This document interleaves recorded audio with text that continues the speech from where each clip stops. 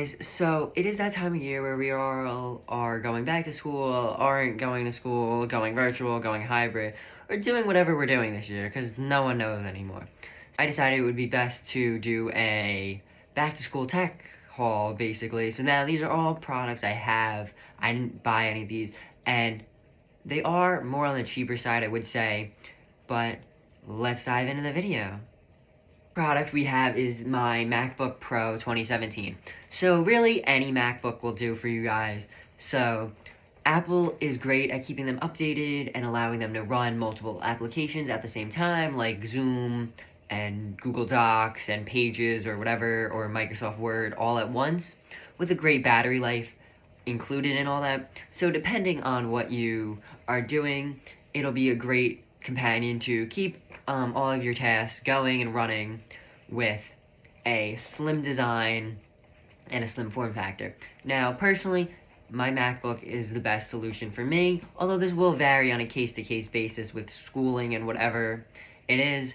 So, a Chromebook might be a better option for you guys, or a Microsoft laptop might be a better option, or a 16-inch MacBook Pro, or a MacBook Air, or whatever you may need. So personally, I am going to be on Zoom calls and Google Meets, as well as Google Docs and using Google Classroom. So everything is really going to be cloud-based for me. And I could get away with a Chromebook or some other computer. It's just, I already have my MacBook, so it makes the most sense to go with it for back to school for me, because we are going virtual up until mid-October, which is annoying because everything's changing every day. But it is great at running all my apps and processors and running all the apps that you guys will need to run for school and keeping up with your internet and being able to access Google Classroom, Drive, and Docs and everything that you guys will need to do, which is the good thing. Now, a Chromebook will also be a great option, or whatever computer you decide to get would also be a great option, as long as it has a long-lasting battery life for those long calls and a great internet speed and capacity.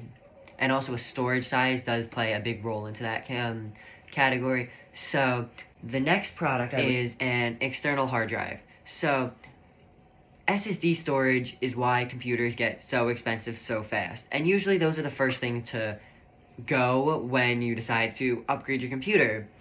Because you can't also, when you go to buy it from Best Buy, Apple, Microsoft, Google, or wherever you're going to buy it from, you can't really customize the computer if you need it that day or you want to get it sooner than in the middle of October or December.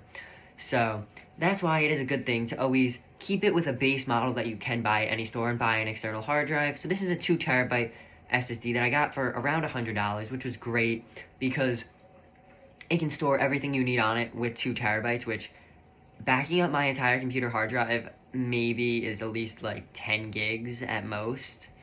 And because I don't really have a lot on my computer as it is though, so I did get a basic size SSD in mine, as it was easier to keep it cheaper with the cheaper SSD, and then I did buy this to help house all of my data on, as I do rely on the cloud, and it is also great to have my computer always backed up. If something does potentially ever happen to my computer, I will always have a backup of it. So the next thing for back to school, you gotta have a good backpack, right? So this is an Ella Bean backpack that I have been using for the past 5 years now, and personally, I love it. It has great compartment sizing. I believe it is the Ella Bean Bag Deluxe. I'll put all the links in the description below so you can find everything and look them at for yourself. So, now this bag is on the pricier end, but for all the pockets and durability you get from it, it is really worth it in my opinion, because it is so cheap and great at doing all that because of how well it's put together. And they also have a lifetime warranty, so if something does ever happen to it, they will replace it for you guys, which is great. The next tech product has got to be a USB hub if you have a new MacBook. So a USB hub, and this one is a Satechi 6-in-1, and you just plug it into the 2 USB ports on your MacBook, and boom, you got all access to your USB-A port, your micro and regular SSD ports, and it's extra 2 USB-C ports, which is great, as well as an HDMI port if you do need to plug your computer into something. And it is on the cheaper end at around $50 to $60, which is great for all the ports and access that you get, added back onto a MacBook, because if you stay on the cheaper end MacBooks, you only get 2 USB-C ports, which is a little annoying that Apple doesn't give you more ports for your money, but it is what it is. So personally, getting a 6-in-1 hub, or whatever hub it may be, as it does vary, and there are also a whole bunch of different ones for you guys to get, it is great that you can have access to all your ports. So then, you obviously are going to need a good pair of headphones to go with all of your tech and your computer, your phone. So that's why I gotta go with the regular AirPods. So these are on the cheaper end at $159 unless you find them on sale. But these are great headphones they are basically the AirPod Pros with a few sacrifices. The battery life is as great and as long as the AirPod Pros, which is great. And they are on the cheaper side, but you don't have noise cancellation, so you are sacrificing that for the price. But they are great at tuning out background noise if you have the music volume around 50 to 75%, where most of us have it anyways, which is pretty cool that you can essentially immerse yourself in the sound without having to use and paying up for the AirPod Pros. So the next product has got to be a good Bluetooth speaker. So if you are in a dorm room or just like listening to music, a good Bluetooth speaker will make that experience to a whole nother level. So I have the JBL Flip 4. And personally, this one goes for around $60 to $70 now on sale. And it's just great because JBL has come out with newer ones, which are more expensive, and there are other versions out there that you can get. But to keep it on the cheaper end, it is great to go for an older version of a speaker, because like they just came out with the Flip 5, and I have the Flip 4. Personally, I love it. It's great. It has a great battery life, great sound quality, great Bluetooth range, and everything, which is pretty cool that it's just pretty cool that I can keep it on the cheaper end of it while also having a great experience with that Bluetooth speaker. So another thing you're going to want in your tech bag would be a portable charger, because whose phone isn't always dead? Because a majority of the times, your phone will be dead or running out of charge, and you'll be on the go going between classes, and you may not have access to an outlet for a long period of time, which is where a portable charger comes in. So you can plug in your phone to it and charge your phone. That's what a portable charger does, right? But there are ones out there that are fast charging and wireless charging capable, so that is great that you can do that. Because like this is how many milliamp hours? This is a 6,000 milliamp hour portable charger. It can charge my iPhone 11 Pro Max at least 2 times, or fully charged without dying on me, which is great that I can do that without having a dead portable charger afterwards, because then you do have to go and charge that up, obviously. But it is great to always have the backup, because your phone is one thing you can't go without in today's society, so it is great to always keep up a portable charger and be able to keep up. So then the next product and the final one would have to be an Amazon Fire TV stick.